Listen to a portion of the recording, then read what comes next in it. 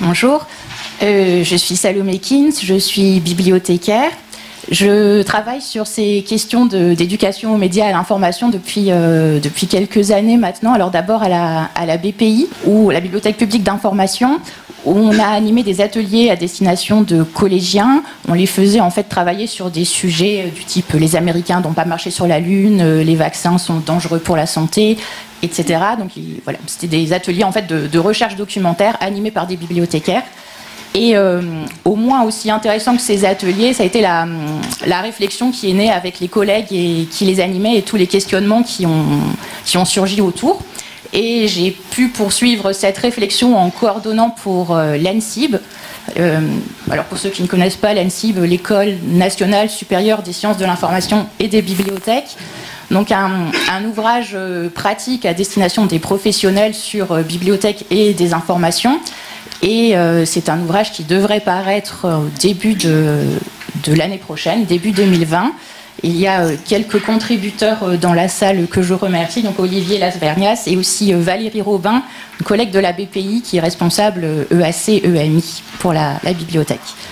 Et, oui, et puis depuis lundi, j'ai rejoint la Contemporaine sur le campus de Nanterre. Donc là, la problématique change un peu, mais finalement, on est toujours au cœur de la thématique parce que c'est une bibliothèque qui a vocation à collecter des documents primaires sur l'histoire des 20e et 21e siècles. Et donc la notion de source, d'analyse des sources reste vraiment au cœur de la question. Donc après les journalistes, je vais parler d'une autre profession qui est un petit peu au cœur de la thématique. Ce sont les bibliothécaires. Alors pour les bibliothécaires, c'est un petit peu paradoxal parce que on a l'impression que c'est quelque chose de récent. Ça fait quelques années qu'on nous parle beaucoup d'éducation aux médias, à l'information, de désinformation, de mésinformation. On a des injonctions fortes en fait à faire de l'EMI, comme on dit, à lutter contre les fake news, etc. Et en même temps, comme on dit maintenant, c'est une thématique qui est quand même un peu au cœur de nos métiers. Donc là, j'ai mis trois dates simplement qui montrent vraiment que la thématique est récente dans nos professions. Donc 2015-2016, voilà, il a beaucoup été question d'éduquer surtout les jeunes d'abord, les jeunes qui étaient un peu victimes de toutes ces théories du complot et fake news. Donc d'abord les jeunes, et puis 2018 un plan du ministère de la Culture et de la Communication qui nomme pour la première fois vraiment les bibliothèques aux côtés des enseignants et des journalistes dans l'éducation aux médias et à l'information. Mais en fait, ces préoccupations, elles sont au cœur de notre métier et c'est pour ça qu'on est un petit peu perplexe parfois. On est partagé entre mais en fait, on le faisait déjà. Enfin, voilà. Et qu'est-ce qu'on nous demande exactement maintenant? Et comment on le fait? Et pour qui? Et avec quels moyens?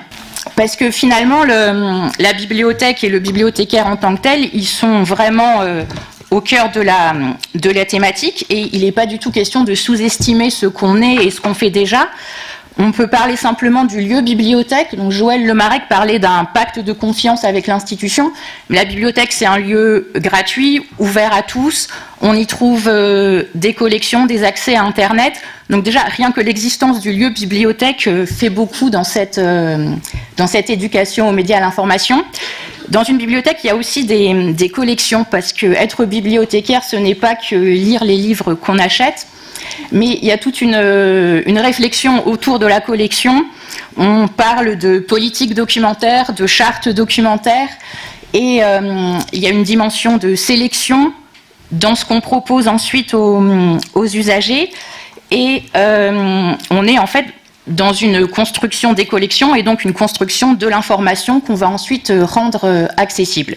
Et puis autour de ce lieu et de ces collections, des services, ça va être le renseignement sur place, le renseignement à distance. Je ne sais pas si vous connaissez Eurequa, mais on peut poser n'importe quelle question à Eurequa et des bibliothécaires répondent en citant des sources fiables, vérifiées et voilà, ça suffit. Voilà, on développe aussi de plus en plus des ateliers dans nos établissements, donc des ateliers numériques, des formations à la recherche documentaire.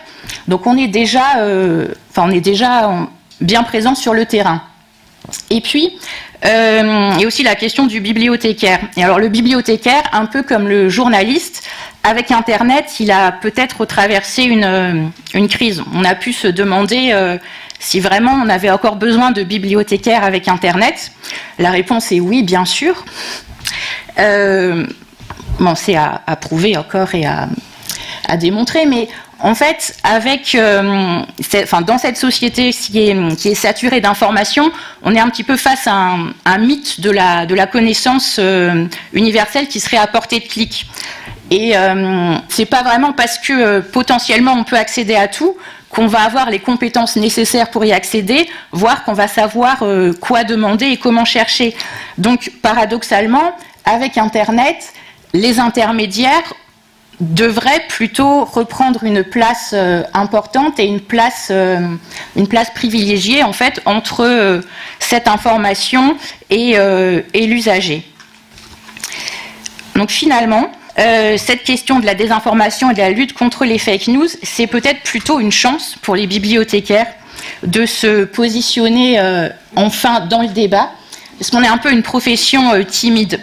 On n'ose pas trop s'affirmer. C'est vrai que souvent, pour faire de l'éducation aux médias et à l'information, on va inviter un journaliste à venir parler de son métier. Et c'est très intéressant. Mais nous aussi, en fait, on a des choses à dire là-dessus. Parce qu'en fait, il est question d'information et que nous, on est professionnels de l'information. Et d'ailleurs, on voit que les bibliothécaires se saisissent vraiment de la question. Il y a des initiatives qui fleurissent un petit peu partout. Alors il y a des ateliers, des conférences, des jeux aussi qui sont développés par des bibliothécaires pour débusquer les fake news, etc. Des dossiers thématiques qui sont faits par les bibliothécaires et disponibles sur les sites des établissements. Et ce qui est intéressant, c'est que au départ, en fait, surtout dans les bibliothèques de lecture publique, ça s'est développé à destination d'un public scolaire, les jeunes. Les jeunes seraient les principales victimes des fake news. Mais en fait, non. Et on se rend compte que petit à petit, ce sont tous nos publics qui sont potentiellement concernés par ces questions d'éducation aux médias et à l'information. On dépasse vraiment le cadre scolaire. D'ailleurs, ma collègue Valérie disait tout à l'heure qu'après la présentation du politoscope, il faudrait qu'on remplace nos collégiens par les fillonistes de droite, qui apparemment ont aussi des problèmes d'évaluation des sources et de... Voilà. Et donc, en fait, tous les publics sont concernés. Et puis, ce qui nous est apparu aussi, c'est que nous-mêmes, au premier plan, on était concernés. Donc, ce qui ressort en fait de toutes ces interventions et ces ateliers qu'on propose, c'est que nous aussi, en tant que professionnels de l'information, on doit se former pour transmettre ensuite à nos publics. Et c'est quelque chose qui est assez fort en ce moment, c'est qu'il y a des gros besoins en formation qui émanent de de nombreux professionnels. Et en parallèle, on a des programmes de formation qui émergent là aussi en ce moment de plus en plus et qui nous permettent de répondre à nos questions. Alors, les compétences qui nous paraissent importantes, elles sont vraiment très diverses et elles partent parfois un petit peu dans tous les sens. Alors la première, compétence en recherche et évaluation de l'information, c'est un peu la compétence implicite du bibliothécaire, mais c'est tellement implicite que parfois on n'est pas formé dans nos formations initiales à la recherche et à l'évaluation de l'information. Et puis même si on l'est, en fait ça s'est élargi avec Internet. Il y a maintenant l'image qui est très importante dans ces questions-là, et on n'est pas forcément formé au départ sur la recherche, l'évaluation de l'image, tout ce qui est autour de la documentation numérique. Donc, en fait, finalement, on est toujours en train d'essayer de continuer à se former à ces compétences implicites que tout le monde pense qu'on maîtrise, alors que pas forcément. Il y a aussi tout ce qui va concerner les compétences médiatiques. Donc là, on a vu tout à l'heure que le paysage médiatique évoluait, tout change. Et en fait, nous aussi, pour pouvoir en parler, on doit savoir exactement comment ça se passe. Compétences numériques. Alors là, il n'est pas forcément question uniquement des outils ou des techniques, c'est pas le centre de la question, c'est plutôt là aussi le fonctionnement. C'est par exemple, on travaille avec les élèves sur Wikipédia en atelier, mais il faut qu'on soit capable de leur expliquer comment fonctionne Wikipédia, comment ça se régule, leur montrer à quoi ressemble une page controversée, par exemple. La notion d'algorithme aussi, il faut qu'on soit un petit peu au fait de ce qu'il y a derrière. Tout ce qui va être modèle économique aussi des réseaux sociaux sont des choses qu'on doit pouvoir transmettre ensuite aux lecteurs, aux usagers. Et puis une compétence, alors là, qui n'est pas forcément aussi venue tout de suite, mais on s'est rendu compte que c'était un peu au centre, c'est ce que j'ai appelé compétence en transmission des compétences. Parce que, voilà, en France, en tout cas, tout ce qui va être pédagogie ne fait pas partie de nos formations initiales de bibliothécaires. Ça vient vraiment au fur et à mesure, en fait, en formation continue. Et on a quand même un positionnement qui est un petit peu particulier, nous les bibliothécaires. Donc on n'est pas enseignant, on n'a pas une maîtrise disciplinaire, on n'est pas historien, on n'est pas scientifique. Donc on n'a pas la même façon d'aborder les choses et on n'a pas a priori la position de l'enseignant. Donc il faut qu'on construise ce positionnement. Et on s'est rendu compte, alors là en discutant avec de nombreux collègues, qu'en fait nous, ce qu'on essaye de transmettre, c'est vraiment une méthode, pas donc une réponse ou une discipline, mais une méthode, et donc de faire un accompagnement des usagers pour qu'ils s'approprient la méthode. Et ce qui ressort beaucoup, ça va être tout ce qui relève de l'éducation populaire, finalement. Une éducation informelle qui a comme but voilà, une perspective d'émancipation et d'autonomie. Donc ce sont des techniques ou des méthodes qui sont nouvelles pour nous et qu'il faut qu'on s'approprie petit à petit, mais qui sont vraiment intéressantes.